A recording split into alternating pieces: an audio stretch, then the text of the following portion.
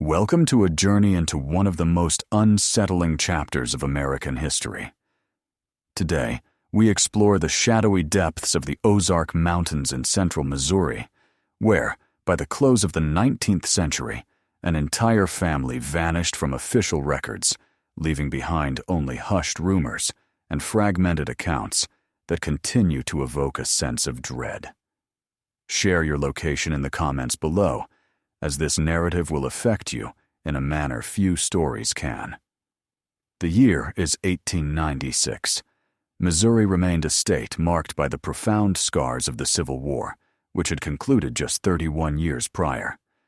The Ozarks, that expansive mountainous area sprawling across southern Missouri, was a land of near-total seclusion. Imagine endless hills blanketed with dense forests of oak and walnut, deep valleys where mist gathered like a spectral shroud, and settlements so distant that a 15-kilometer journey could consume an entire day. Paved roads were non-existent. There were only dirt paths that transformed into muddy rivers during the heavy rains of spring and fall. Life in the Ozarks at that time was harsh and unforgiving. Families resided in log cabins, often lacking glass windows, with openings merely covered by oiled cloth to block the biting winter wind. Electricity was a far-off fantasy, and illumination came from oil lamps or tallow candles. People cultivated what they could in small forest clearings, raised hogs and chickens, and hunted deer and wild turkeys to supplement their meals. This geographical isolation fostered something deeper, a cultural seclusion where old-world traditions endured. Superstitions thrived like mushrooms after a rain, and secrets could be buried as deeply as the dead in the small family graveyards dotting the hills. Webster County, situated in the heart of the Missouri Ozarks, was exceptionally remote, even by the region's standards. The county seat, Marshfield, was a small town of perhaps 1,000 souls, where the red brick courthouse stood dominant over the central square. It was there that official documents were preserved in large, hardbound books, meticulously handwritten in black ink that sometimes smudged. The county sheriff also maintained his modest office there, though his authority extended over hundreds of square miles of largely wild terrain that he seldom managed to patrol effectively. It was against this backdrop that the Blackthorn family established their homestead sometime in the 19th century. Little is known about their precise origins. County archives indicate that a man named Ezekiel Blackthorn acquired roughly 40 acres in an especially secluded area about 25 miles southwest of Marshfield, a place where the valleys grew deeper and the hills steeper. It was inexpensive land with minimal commercial worth, the kind of property no one else desired. Yet, for someone seeking absolute privacy, it was ideal. Ezekiel was approximately 45 years old at the time. The sparse surviving records describe him as a tall, slender man with deeply set eyes and a dark beard covering half his face. His wife, Martha, was significantly younger, perhaps 28 or 30. They had 5 children, though the specific names and ages differ depending on the source consulted. What is certain is that the Blackthorn family maintained a deliberate distance from their nearest neighbors, who were nonetheless miles away.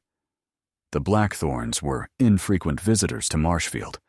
When they did appear, they left a disquieting impression. Martha Blackthorn wore dark, heavy garments, even during the oppressive heat of an Ozark summer, and she avoided direct eye contact. The children were excessively thin and pale, with large eyes that seemed to absorb the surrounding light. Ezekiel purchased only the bare essentials: salt, brown sugar, ammunition for his rifle, and occasionally coarse cloth. He paid with silver coins and never engaged in unnecessary conversation. He would enter the general store, point to what he needed, pay, and depart. No discussions about the weather, no sharing of local gossip, no interest in community life. People began to talk. In the Ozarks of 1896, where everyone knew each other and secrets were a more valuable currency than gold, such a reclusive family naturally fueled the imagination. The rumors started small, as they always do. Someone claimed to have seen strange lights on the Blackthorn property at night, moving among the trees like enormous fireflies. Another swore they heard peculiar chants drifting through the valleys on nights with a full moon. A hunter reported stumbling upon bones shallowly buried near the borders of the Blackthorn. Land bones, too large to be from a deer. But from what, exactly? That was the question no one dared voice aloud, yet everyone pondered in the quiet of their own unsettled minds. The Ozarks had their share of black bears and panthers, though both were becoming increasingly scarce due to overhunting.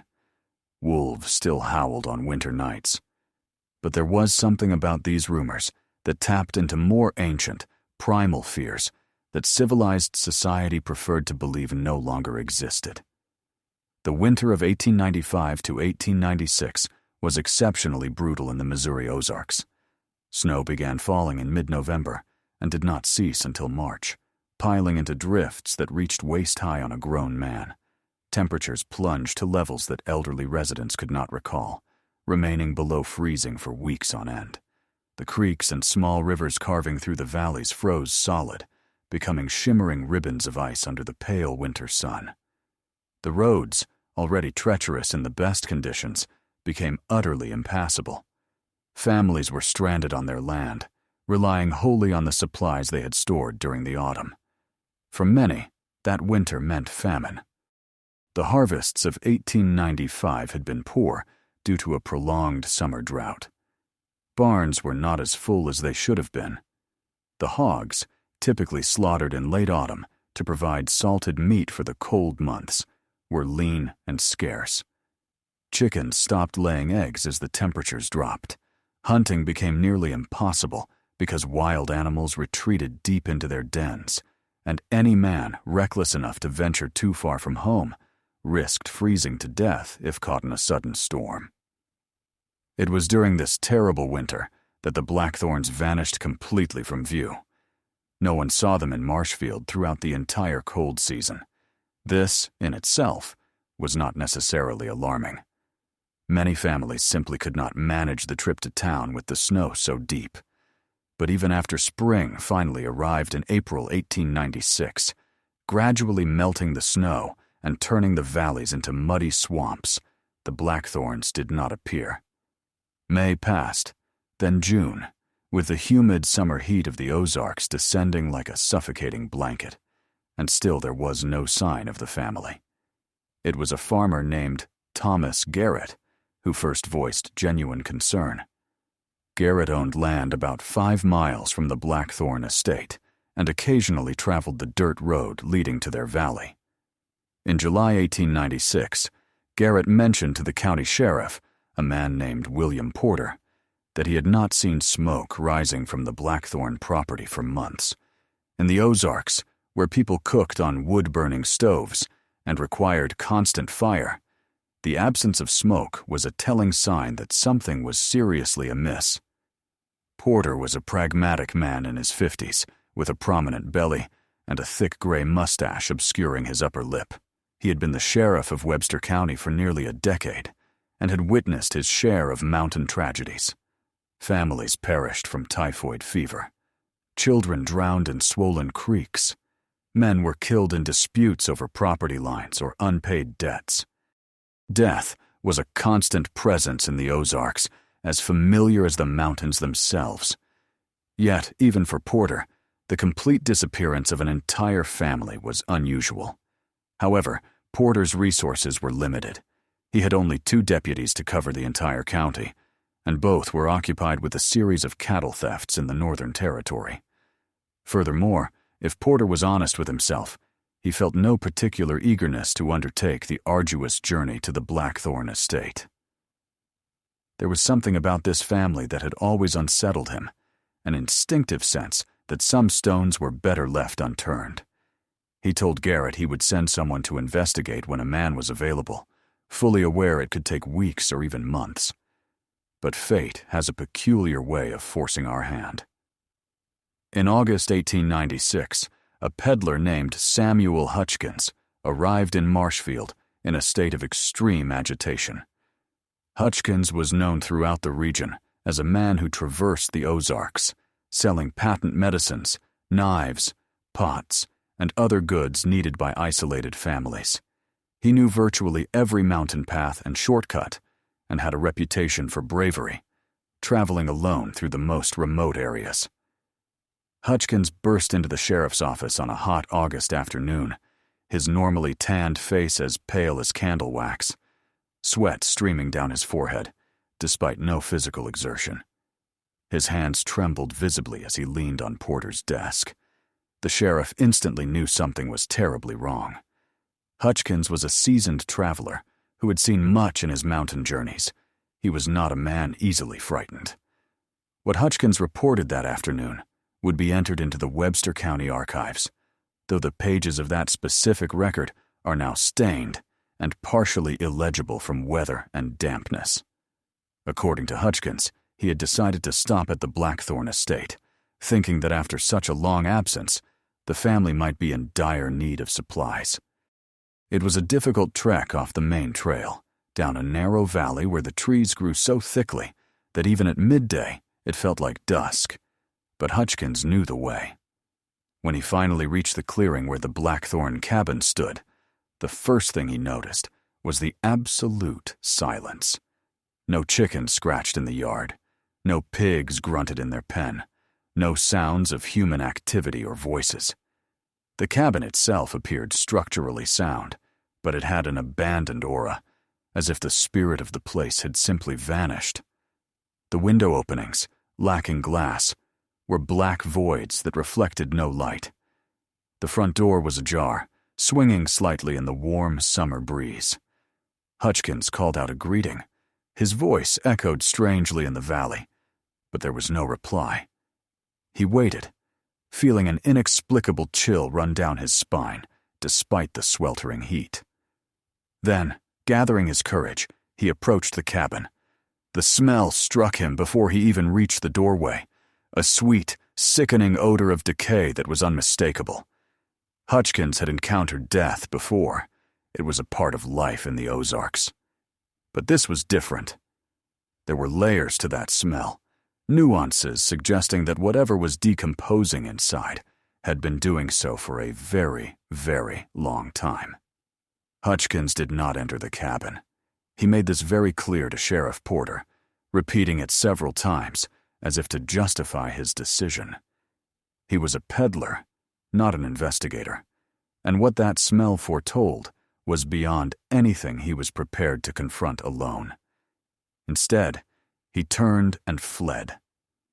He ran through that gloomy valley, tripping over roots and stones, his heart pounding so violently he could hear it in his ears.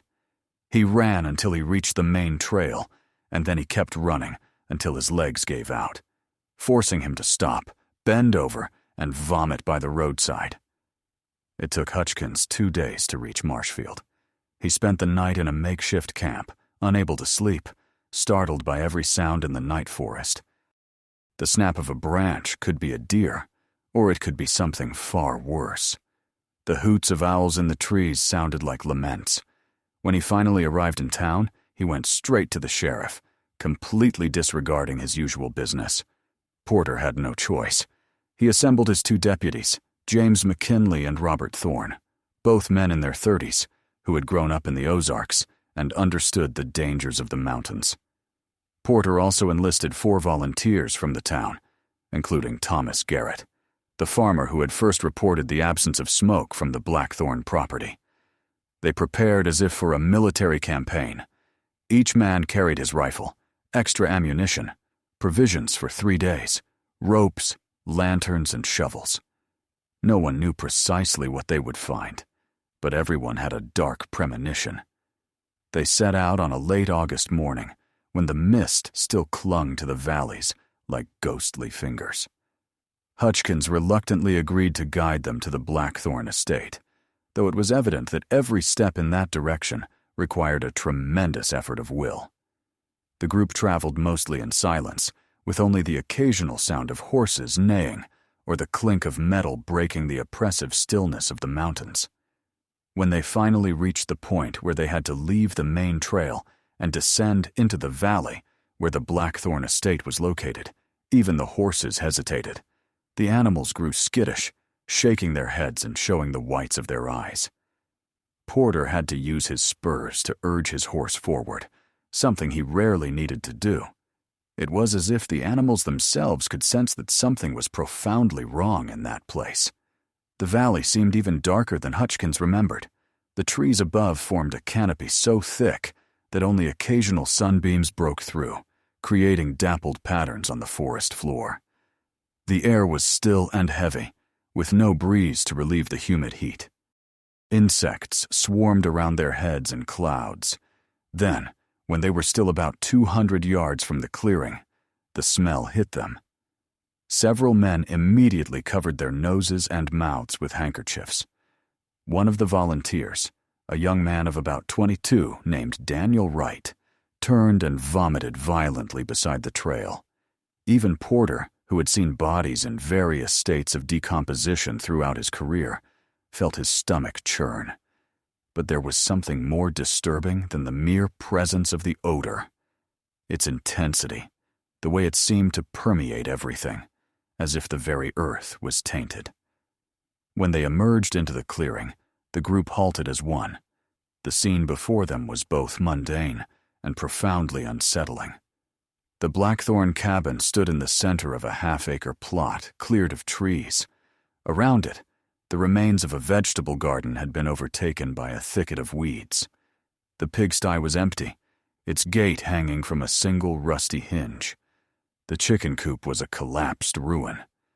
But it was the cabin itself that commanded everyone's attention. The front door was now fully open, swinging slowly despite the lack of wind.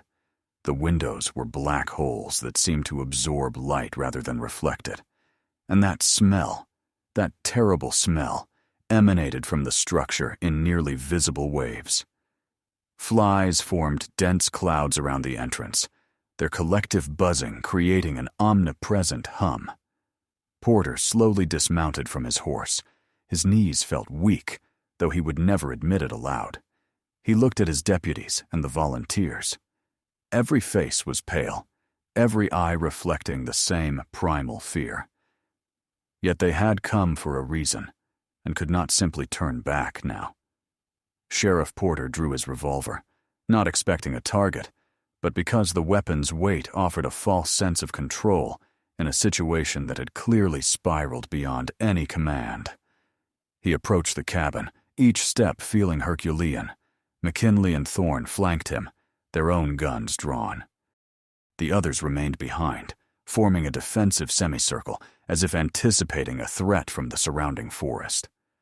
Upon reaching the doorstep, Porter paused, trying to peer into the darkness. But the interior was so black compared to the daylight that his eyes could not adjust quickly enough to discern anything. He entered. God help him, he stepped into that cursed hut. Inside, the smell was so intense, it felt almost physical, something one could nearly touch. Porter fought the urge to flee back into the sunlight. He waited, blinking, allowing his eyes to slowly adapt to the dim light. A single window on the back wall let in enough illumination to begin outlining shapes. The cabin was primarily one large room serving as kitchen, living area, and sleeping quarters. A stone fireplace stood against one wall, cold and dark. A crude wooden table sat in the center, with chairs knocked over, and then Porter saw the stains on the wooden floor. Dark, jagged patches spread in patterns that made no immediate sense, stains that had soaked deep into the wood, leaving permanent marks no scrubbing could ever fully erase. Porter forced his eyes to trace the stains, following their chaotic paths across the cabin floor. They were concentrated in certain areas, particularly near the fireplace and around the table. There were also drag marks, long, uneven lines, suggesting something heavy had been pulled back and forth. The sheriff had seen bloodstains before, of course. He knew how blood darkened over time, how it left deep brown marks on porous surfaces like wood. But the volume here was disturbing. This was not a simple accident. This was not just a death. It was something far more extensive. McKinley entered behind Porter, followed hesitantly by Thorn. The three men stood in the fetid gloom, their minds struggling to process the scene. Thorn pointed to something in the far corner. Porter turned and felt his blood run cold. A pile of bones was heaped there, clean and bleached, some still with shreds of dried tissue clinging to them. Large and small bones, intermingled without apparent order, and hung on the wall above them, almost like a macabre decoration, were what appeared to be tools.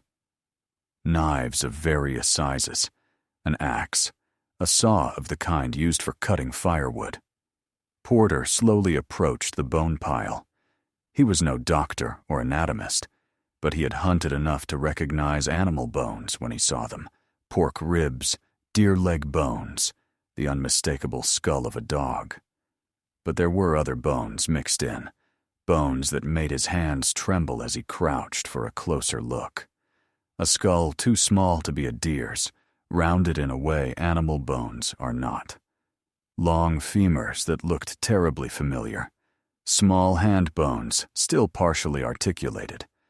He stood up so fast, he grew dizzy. He staggered back, bumping against the table, and it was then he saw what was on it. There were plates, if you could call them that, more like wooden planks with raised edges.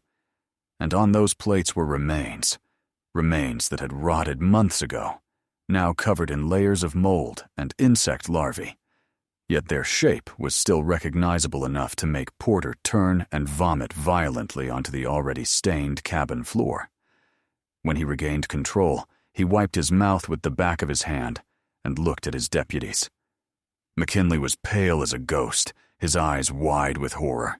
Thorn had retreated to the doorway, gulping deep breaths of the less foul outside air. No words were needed. They all understood what they were seeing, even if their minds refused to fully accept it. Porter forced himself to continue the investigation, though every fiber of his being screamed to run from that cabin and never return. A smaller room at the back was separated by a torn, dirty curtain. He pushed it aside and entered. This was clearly the family's sleeping area. 2 straw mattresses lay on the floor, both stained and torn, and on the walls were scratches. Hundreds of scratches, nail marks that had scraped the wood in desperate patterns. Some were high, made by adult hands. Others were lower, the marks of small children. In the corner of that room were more bones. This time, there was no ambiguity. Porter was looking at complete human skeletons. 2 adult skeletons, one significantly larger than the other, lay intertwined in a final embrace, and around them, smaller and more fragile, were the skeletons of children. Porter counted 5 in total. The bones were clean, utterly clean, with no soft tissue remaining. Someone or something had stripped all the flesh from them. Porter staggered out of the room. He passed through the main area without looking around, pushed open the door, and emerged into the sunlight, like a man fleeing hell itself. He took several steps, bent over with his hands on his knees, and tried to breathe. The fresh mountain air had never tasted so sweet, so precious. Behind him, McKinley and Thorn also exited, both with expressions Porter knew would haunt their dreams for the rest of their lives. The other men approached, their faces questioning. Thomas Garrett was the first to speak. "What did you find inside?" Porter opened his mouth, but could not form words. How does one describe such a thing? How does one put into normal human language what they had just witnessed? He finally managed a single word. "Everyone. All of them are dead." But that wasn't the full truth, and Porter knew it. Death was simple, clean. What was in that hut went far beyond death. It was something that defied comprehension, something that touched on primal horrors civilization had supposedly left behind centuries ago. The Blackthorn family had not simply died. They had become something unthinkable. It took over an hour for Porter to regain enough composure to decide what to do next. They needed to document the scene, collect evidence, and try to understand what had happened in that isolated valley during the long, terrible winter of 1895 to 1896. But more than anything, Porter needed to find a way to explain this to the people of Marshfield without causing total panic. He assigned McKinley and one volunteer to stand guard at the cabin, ensuring nothing was disturbed. The rest would return to Marshfield to fetch proper supplies, a doctor if possible, and perhaps even a photographer. Photography was still relatively new in 1896, especially in the rural Ozarks, but Porter knew they would need visual evidence. No one would believe his words alone. Hell, he could hardly believe what he had seen. And he was there. Before leaving, Porter made another decision. He ordered Thorne and another volunteer to explore the property's surroundings. Perhaps there was more evidence buried somewhere, clues to what exactly had happened. The two men nodded grimly and began searching the area around the cabin. It was Daniel Wright, the young volunteer who had vomited at the first whiff of death, who found the barn, or what remained of it. The structure was about 50 yards from the main hut, partially hidden by a line of young trees encroaching on the clearing. The wooden planks were gray and weathered, some hanging at odd angles where nails had rusted and sagged. The roof had partially collapsed, casting deep shadows within the skeletal frame. Wright hesitated at the barn's entrance, vividly recalling his reaction in the cabin. He didn't want to appear a coward in front of the older, experienced men, but he had no desire to uncover more horrors either. He called for Thorne, who was searching nearby. Together, the two men entered the ruined barn. The interior was less shocking than the cabin, but in more subtle ways, it was even more disturbing. Metal hooks were embedded in the ceiling joists, the kind farmers used to hang animal carcasses during slaughter. But there were many of them, perhaps 15 or 20, all in an orderly row. Beneath each hook, the dirt floor was stained dark, and when Thorne prodded the ground with his boot, he realized the earth was compacted and hard, as if vast quantities of liquid had been absorbed there over time. On a side wall, tools were arranged with almost obsessive care. Saws of various sizes, long, curved knives, a heavy axe with its blade stained with rust or something darker, a set of meat hooks with sharp points, and, most disturbingly, a workbench made of thick wooden planks, its surface carved with countless cuts, the deep grooves filled with dark residues that would never come out completely. Thorne found books. This was perhaps the most shocking discovery, as it implied planning, study, deliberate intention. 3 leather-bound volumes were stacked in a corner, as if they were reference manuals. He picked them up with trembling hands and opened the first. The pages were stained and yellowed, covered in tight, cursive handwriting and faded black ink. He couldn't read most of the words, as the script was difficult, but he recognized some terms: preservation, preparation, portions, and diagrams, technical drawings showing cuts and sections that turned his stomach once more. Meanwhile, Wright had moved to the back of the barn, where piles of burlap sacks lay. He nudged one with his foot and felt something hard inside. With hesitant hands, he opened the bag. Salt. Large crystals of coarse salt, the kind used for preserving meat. There were at least a dozen bags, each holding perhaps 20 pounds. For a small Ozark family, this was an absurd quantity, far more than needed to preserve a few pigs or the occasional deer. The two men looked at each other in the silence of the ruined barn. They didn't need to voice what they were both thinking.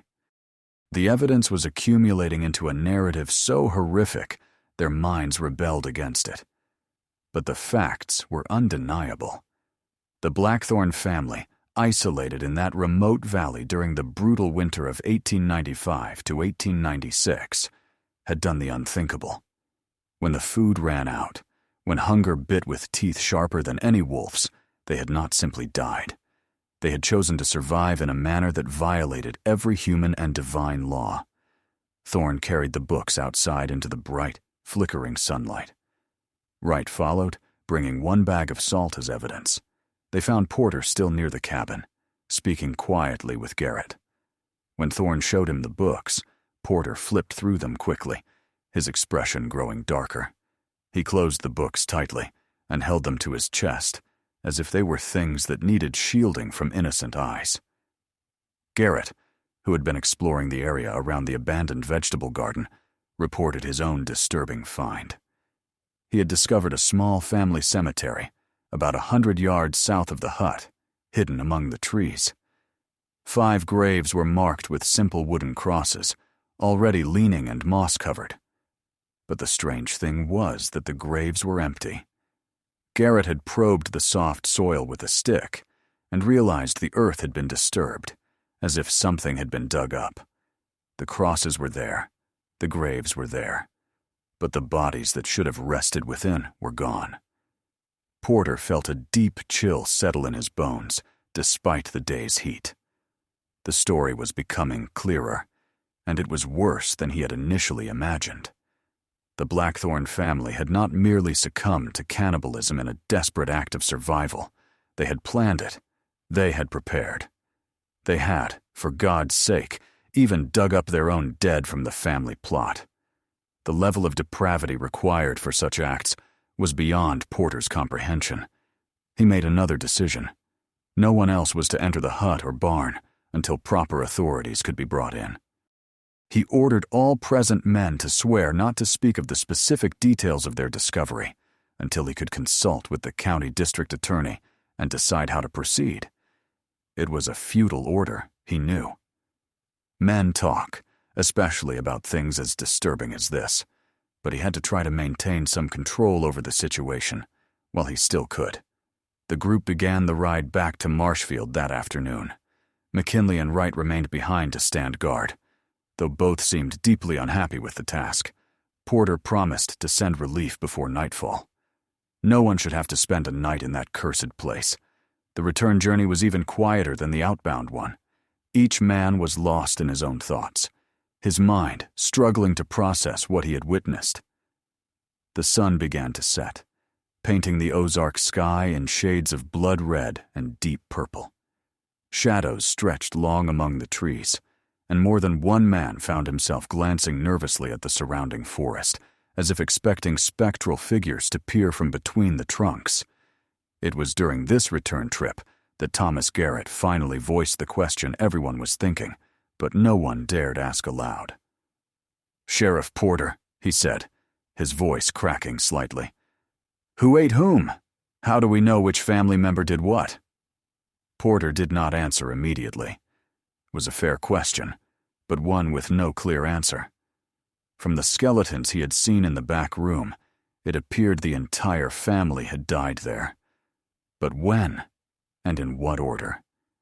And more importantly, who had performed all that horrible work of preparation and preservation? Porter reached Marshfield after dark, his mind still reeling with unanswered questions. He went straight to the home of Dr. Marcus Pendleton, the town's only physician. Pendleton was a man in his 60s who had studied medicine in St. Louis before moving to the Ozarks decades prior. He had sparse white hair, wire-rimmed glasses, and a reputation as a man of science not easily shaken by disturbing sights. Porter knocked urgently on Pendleton's front door. When the doctor answered, still in his nightclothes, Porter simply said he needed him the next morning to examine something that defied explanation. Pendleton, seeing the sheriff's expression, asked no questions. He simply nodded and said he would be ready at dawn. That night, Porter could barely sleep. He lay on his bed, staring at the dark ceiling, seeing those stains on the hut floor. Whenever he closed his eyes, he saw the pile of bones, the intertwined skeletons in the back room. His mind kept returning to a central question. What could drive an entire family to cross that line? He had seen hunger before. He had seen people endure terrible deprivation. But this was different. This suggested a complete breakdown, not just of the body, but of the soul itself. Of course, here is the revised text, without timestamps, and with light rewriting, translated into English as requested. The next morning, Porter assembled a smaller group consisting of just himself, Dr. Pendleton, his deputy Thorne, and a man named Charles Whitman, who owned one of the few cameras in Webster County. Whitman was a slender man in his 40s, who usually photographed weddings and family portraits. He appeared nervous about the task ahead, but agreed after Porter stressed the historical significance of documenting their discovery. They reached the Blackthorn estate around noon. McKinley and Wright were visibly relieved to be relieved from their watch. Both seemed to have gone without sleep, their eyes red and expressions strained. Porter dismissed them to return to town, then led Pendleton and Whitman to the cabin. Dr. Pendleton entered the structure with a scientist's clinical objectivity, but even he could not completely conceal his reaction to what he saw inside. He examined the stains on the floor, kneeling for a closer inspection. He studied the bone pile in the corner, picking up several pieces and turning them in his gloved hands. He inspected the dishes on the table and the rotting remains still fouling their surfaces. When Pendleton finally entered the back room and saw the skeletons, he stood in silence for a long time. Porter watched the doctor through the torn curtain, seeing him crouch beside the remains and examine the bones with meticulous care. Pendleton eventually returned to the main room, his face grave but controlled. The words Pendleton spoke that day were later entered into the county's official report. Based on the decomposition and condition of the remains, he estimated the deaths occurred between February and April of 1896. The bones showed clear signs of having been disarticulated by human hands using sharp tools. Many long bones had been cracked, likely to extract the marrow. Several skulls bore marks indicating the flesh had been systematically removed. There were no signs of ante-mortem violence on the skeletons, no fractures or wounds suggesting a fight or murder. The individuals to whom the bones belonged had died of natural causes, probably starvation and exposure during that brutal winter. What happened after their deaths was an entirely different matter. Meanwhile, Whitman was setting up his large, cumbersome camera inside the cabin. Photography in 1896 still required long exposures and careful preparation. He photographed the stains on the floor, the piled bones, the table with its macabre remains, and finally, with trembling hands, the skeletons in the back room. Each magnesium flash briefly illuminated the dark space with a harsh white light, permanently freezing the horror that had transpired there. Porter next took Pendleton and Whitman to the barn. The doctor examined the books Thorne had found, reading passages aloud in a controlled yet visibly disturbed voice. The texts were too detailed, too technical, to be the product of sudden madness. They had been written by someone thinking clearly, planning methodically. One book contained what appeared to be a diary, though many pages were stained and illegible. Pendleton managed to decipher some entries. December 15th, 1895. The snow continues. We could not reach town. Provisions are low. The children cry from hunger. December 28th. The last pig was slaughtered today. The meat might last 3 weeks if we are careful. January 10th, 1896. Little Sarah died in the night. The fever took her. We buried her in the family cemetery, but the ground was too hard with ice. The grave is shallow. Subsequent entries grew increasingly fragmented and disturbing. January 20th. Martha says we cannot let the flesh go to waste. God forgive us. February 3rd. The twins are too weak to stand. We have nothing left. February 15th. Ezekiel went to the graves during the night. I do not ask what he brought back. The children need to eat. Then the handwriting changed, becoming more erratic and desperate. February 28th. Only Ezekiel and I remain now. The children are all gone. We have done terrible things. God will never forgive us. But the hunger remains. Always the hunger. March 12th. Ezekiel is too weak to leave the bed. He looks at me with eyes that no longer know me. March 20th. I am alone now. Completely alone. There is nothing left to eat. Not even. The final entry was a single line in a shaky, nearly illegible hand. March 27th. Forgive me. Pendleton closed the book slowly. The silence in the barn was absolute, broken only by the distant buzz of insects outside. Porter felt his stomach churn again, not from the physical sight of death, but from the realization of what those words revealed. The Blackthorn family had not been sadistic monsters. They were ordinary, desperate people pushed beyond all human limits by a deadly combination of isolation, relentless winter, and a hunger that gnawed at their insides like a living creature. The narrative emerging from the diary fragments and physical evidence was both simple and profoundly tragic. The Blackthorn family had been caught off guard by the winter's severity. They were unprepared, whether from pride, inexperience with the Ozark weather, or simple misfortune. When the snow began in November and did not stop, they found themselves utterly isolated, with no way to reach civilization or call for help. Their provisions ran out faster than anticipated. First the stored grains, then the preserved vegetables, then the live animals. After slaughtering the last pig in December, they likely believed they could hold on until spring. But spring was months away, and winter showed no mercy.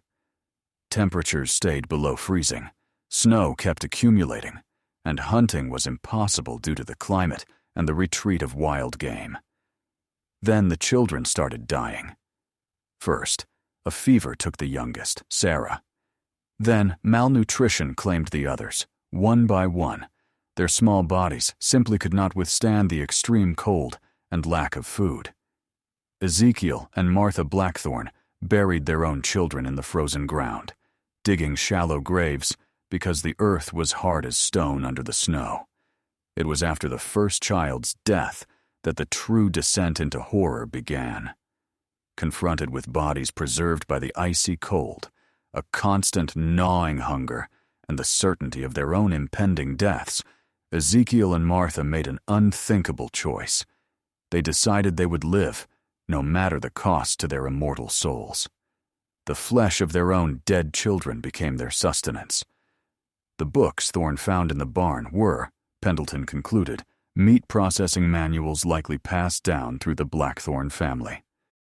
They were not originally intended for cannibalism, but were practical guides for slaughtering, preserving, and storing animal meat. However, in their margins, Ezekiel or Martha had added notes, adaptations, and specific instructions for their horrific new purpose. The efficiency with which the bodies had been processed suggested prior butchering experience, but also something darker, a gradual acceptance of their actions that allowed them to continue, day after day, week after week. When the children buried in the family plot became the only remaining source, they dug them up. When that was gone, they consumed the bodies of the children who died later. And when there was finally nothing left, when Ezekiel became too weak to move, Martha likely fed on what remained. Then, alone in that icy cabin, with only her terrible thoughts for company, she too eventually died.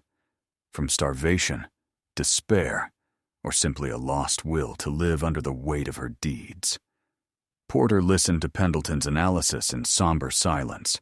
Part of him wanted to reject this narrative, to find any other explanation that did not involve parents consuming their own children. But the evidence was undeniable.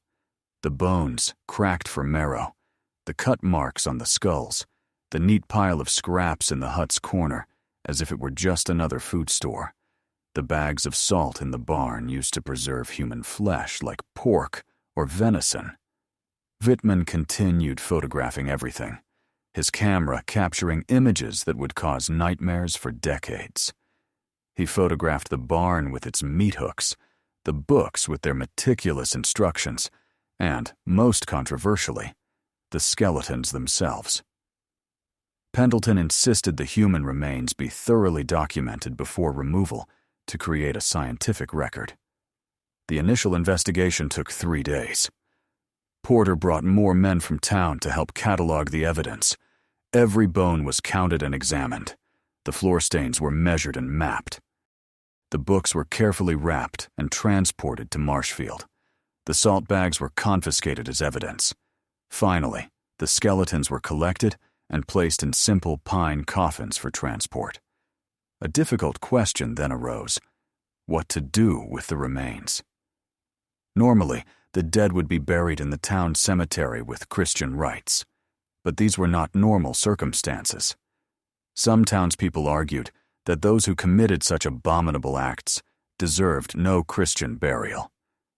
Others contended they were still God's children and deserved a proper rest. The debate grew heated, dividing the small community. Reverend Joshua Hammond, pastor of Marshfield's Methodist Church, finally intervened. Hammond was a compassionate man in his 50s who had served several Ozark congregations. He argued that judging the dead was not for the living, that only God could weigh the souls of Ezekiel and Martha Blackthorn. He insisted the bodies receive a Christian burial not because of their actions, but in spite of them. A funeral was held on a gray September morning in 1896. It was a small, somber ceremony, attended only by Porter, Pendleton, Reverend Hammond, and a few others. The coffins were interred in a distant section of Marshfield Cemetery, far from respectable citizens' graves. There were no elaborate headstones, just simple wooden crosses with names and approximate death dates. No mention was made of what was found in the hut. Reverend Hammond simply prayed for mercy for the deceased and for peace for the living who had witnessed such horror. In the days and weeks after the funeral, Marshfield was consumed by rumors. Porter had tried to keep specifics secret, but the truth inevitably leaked. Men who had been to the estate told their wives, who told neighbors, who told relatives in other towns. The story spread through the Ozarks like wildfire, distorting with each retelling. Some versions painted the Blackthorns as deliberate monsters who had planned their horrors from the start. Others depicted Ezekiel as a demonic figure, forcing his family into satanic rituals disguised as survival. There were even rumors the family had not starved, but were cursed by an ancient mountain evil, transforming them into creatures no longer fully human. The Webster County District Attorney, Henry Carlson, was forced to take an official position. Carlson was a practical man who had been a prosecutor for nearly 15 years. He reviewed all evidence from Porter and Pendleton, read the diary excerpts, and examined Wittmann's photographs. His conclusion was clear, but legally complicated. There was no crime to prosecute because all perpetrators were dead. Furthermore, while cannibalism was universally abhorrent, no specific Missouri law in 1896 explicitly forbade it, especially when the consumed flesh came from individuals already dead from natural causes. It was a strange legal loophole, but it existed. Carlson issued an official report stating the Blackthorn family perished due to unfortunate circumstances during the winter of 1895-1896 and declared the case closed. But legal closure did not mean closure in people's minds. The Blackthorn estate became a place of morbid fascination and superstitious terror. Some ventured into the secluded valley to see the cabin for themselves, though most returned quickly, disturbed by the oppressive atmosphere that hung over the place months after the bodies were removed. Others avoided the area entirely, taking long detours to bypass the cursed valley. stories began to circulate about strange sightings. A hunter swore he saw ghostly lights moving in the abandoned hut's windows on a moonless night. A woman traveling nearby claimed to hear children's voices singing in an unrecognizable language from the direction of the Blackthorn Valley. An itinerant preacher reported his horse refused to go down the road leading to the property, as if the animal sensed a lingering malevolence. Porter dismissed these stories as superstition and overactive imaginations. Yet, even he admitted privately to Pendleton that the place was deeply disturbing. Not because of ghosts or demons, but because of the psychological weight of knowing what had happened there, the awareness that stained the very earth. One could not look at the innocent-seeming cabin without knowing an entire family had crossed the line, separating humanity from barbarism. The following winter, from 1896 to 1897, Porter made a decision. He gathered a group of men and rode to the Blackthorn estate. They brought oil lanterns and torches, and then they methodically burned it all down. The hut fell first, its dry planks igniting quickly, flames licking the gray winter sky. The barn was next, its meat hooks melting in the intense heat. Even the crosses in the small family cemetery were torn down and burned. Porter watched the structures burn until only ash and blackened stone foundations remained. He offered no official explanation, but no one questioned him. Everyone understood instinctively that some places carry such a heavy weight of horror that the only solution is to try to erase them from the face of the earth. Of course, Porter knew it was an incomplete solution. You could burn the physical structures, but you could not burn the memories. You could not erase the history of what had occurred there. In the subsequent years, vegetation slowly reclaimed the clearing where the Blackthorn cabin had stood. Young trees grew through the stone foundations, and vines covered the barn's charred remains. Nature, in its eternal indifference, simply continued, gradually burying the visible scars of human tragedy under layers of decaying leaves and new growth. Yet the people of the Ozarks didn't forget. The story was passed down through generations, becoming a part of the region's dark folklore. Dr. Pendleton wrote an article on the case for a St. Louis medical journal in 1897.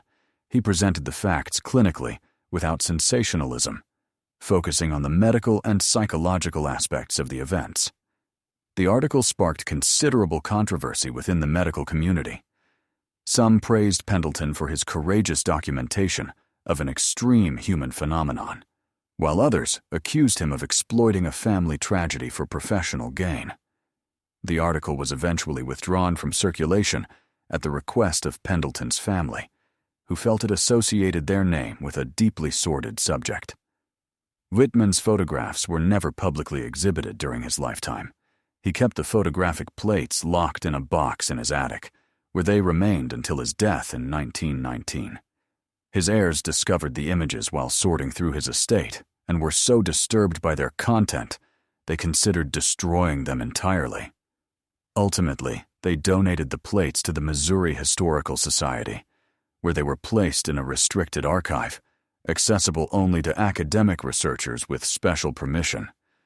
Porter served as sheriff of Webster County for another 8 years after the Blackthorn case, but those who knew him well said he was never the same after that August day he entered the cabin. He grew quieter, more introspective, and less inclined to laugh or engage in the casual conversations he once enjoyed. His wife Clara confided to close friends that he often woke in the night sweating and shaking, having dreamed of that place again. He retired in 1904 and died just 2 years later at age 63 from a sudden heart attack. At his funeral, several men who had been with him at the Blackthorn estate remarked that Porter had carried too heavy a burden for too long. The story of the Blackthorn clan became a kind of local legend in the Ozarks, told quietly on long winter nights and sometimes used by parents to frighten misbehaving children. But as with all legends, the specific details began to fade over time, replaced by more sensational and less accurate versions. By the 1920s, many young people in the Ozarks knew the basic tale of a family that had resorted to cannibalism during a brutal winter, but few knew the real names, the specific dates, or the documented details of the affair. It was only in 1963 that a historian named Robert Ashford began to seriously investigate the Blackthorn case. Ashford was a professor of American history at the University of Missouri and was interested in cases of extreme survival on the American frontier. Having read about the infamous Donner Party of 1846 in California, where settlers trapped by snow in the Sierra Nevada mountains resorted to cannibalism, he was curious if similar events had occurred elsewhere. Through meticulous research in the Webster County archives, Ashford uncovered the official records of the Blackthorn case. He found Porter's original report, Pendleton's medical analysis, and even copies of some diary pages transcribed for county records. He also located descendants of some men present at the original investigation and collected oral accounts passed down through their families. Ashford was fascinated not only by the horrific facts, but by the deeper questions the case raised about human nature and morality under extreme conditions. At what point does survival supersede humanity? Can acts ordinarily deemed abominable ever be justified, if not forgiven? Were the Blackthorns monsters, or simply desperate people forced into impossible choices? Ashford wrote his doctoral dissertation on the Blackthorn case, comparing it to other documented incidents of survival cannibalism. He argued that while their acts were indisputably horrific, they must be understood within the context of extreme isolation, prolonged starvation, and the psychology of gradual disintegration under unbearable stress. His dissertation was controversial, with some praising his compassionate analysis and others accusing him of rationalizing evil. Ashford's research also brought to light details lost or suppressed in the official records. He discovered, for instance, that the Blackthorn family had tried to call for help during the winter's first weeks. Ezekiel had made 2 attempts to reach Marshfield through deep snow, but was forced back both times by sudden, life-threatening storms. On the second attempt, he nearly died of hypothermia, finding his way back to the cabin more by instinct than sight, through the blinding snow. Ashford also found no evidence that the Blackthorns had killed anyone. All human remains showed signs of death from natural causes, primarily severe malnutrition and exposure. This was significant because it suggested that while they had crossed into cannibalism, they had not become murderers. They had consumed only those already dead, which, while deeply disturbing, was different from active killing. Perhaps Ashford's most intriguing discovery was a letter written by Martha Blackthorn, found among Porter's personal papers after his death. The letter had never been sent, likely because Martha was too weak to make the journey, or knew no words could explain or justify what had happened. It was addressed to her sister Elizabeth in Illinois and dated March 25, 1896, just 2 days before the final diary entry. Ashford transcribed the letter in his dissertation, and its words are striking in their raw honesty. Martha wrote of winter arriving like a hungry wolf, of prayers for mercy that never came, of watching their children languish one by one despite all efforts to save them. She wrote of the terrible decision they faced when Sarah died, of how Ezekiel proposed the unthinkable and her initial horrified refusal. But hunger, she wrote, was unimaginable to those who had not experienced it, a constant physical pain that consumed every thought, transforming you into something less than human, reducing existence to a single, desperate need. Martha wrote that they made a conscious choice to live rather than die, knowing it would doom their souls. She did not ask for forgiveness, knowing it was impossible, but simply wanted someone to know they were not monsters. They had not started as monsters. They were just people pushed beyond all human limits, broken in ways that shamed everything they once were. Martha's letter ends with a line Ashford described as one of the most devastating he had encountered in all his historical research. She wrote, "When you look at hunger long enough, Elizabeth, hunger eventually looks back through your own eyes, and you no longer recognize yourself in the mirror." There was no signature, just those final words suspended on yellowed paper, a silent testament to the complete collapse of human identity under conditions no person should ever face. Ashford published his dissertation as a book in 1967, entitled Famine in the Mountains: The Tragic Case of the Blackthorn Family. It sold modestly, mainly to academic audiences interested in American history and survival psychology, but it reignited interest in the case in the Ozarks, particularly among younger generations who had grown up with distorted versions and now sought the real facts.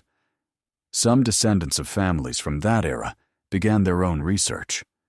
Searching through family archives and old records, they confirmed the winter of 1895 to 1896 was extraordinarily severe, likely the worst in decades. Fragmentary weather records from Marshfield showed temperatures staying below freezing for consecutive weeks, blizzards depositing over 5 feet of snow in single storms, and icy winds that made mountain travel impossible. More importantly, they discovered the Blackthorns were not the only family to suffer terribly. At least 3 other families in remote parts of Webster County also perished from starvation and exposure, though their cases did not become infamous, as they died without resorting to extreme measures. Dozens of other families survived by the narrowest margins, eating tree bark, frozen roots, and even cooked boot leather when all other food was gone. This discovery added crucial context. The Blackthorns were not facing imaginary or self-inflicted hardship. They were caught in the same natural disaster that killed many others in the Ozarks that winter. The difference was that when confronted with imminent death, they made a choice others did not, or could not, make.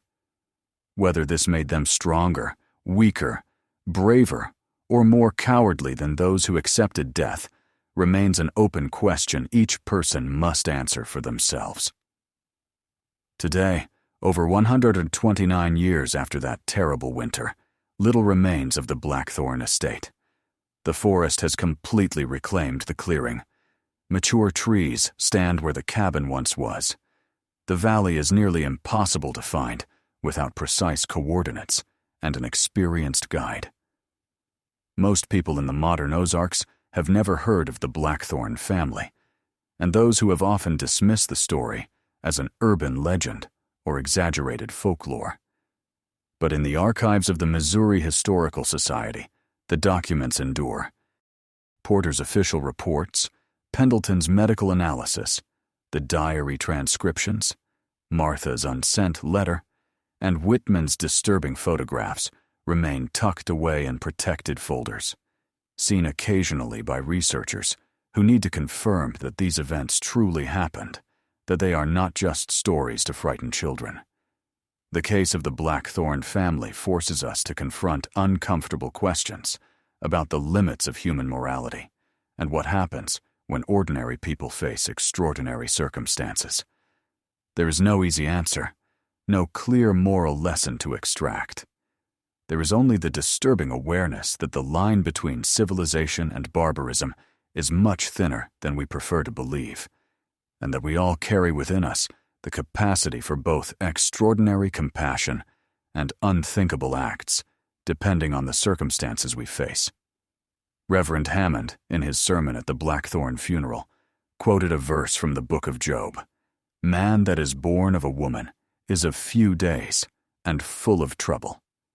He was not trying to excuse the family's actions, but simply acknowledging that human existence is often harsher, more brutal, and more morally ambiguous than our comfortable philosophies allow us to admit. Sometimes good people do terrible things, Sometimes survival comes with a price that stains the soul forever.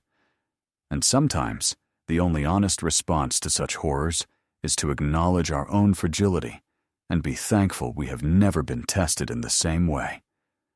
The valley where the Blackthorns lived and died is silent now, save for the normal sounds of the forest. Birds sing in the trees, growing through the burnt foundations. Deer graze in the ancient clearing. Streams flow through the valleys, as they always have. Nature keeps no memory of what happened there. Only we, the living, carry these stories, passing them down through generations, not because they are pleasant or comforting, but because they are true. And the truth, no matter how disturbing, always deserves to be remembered.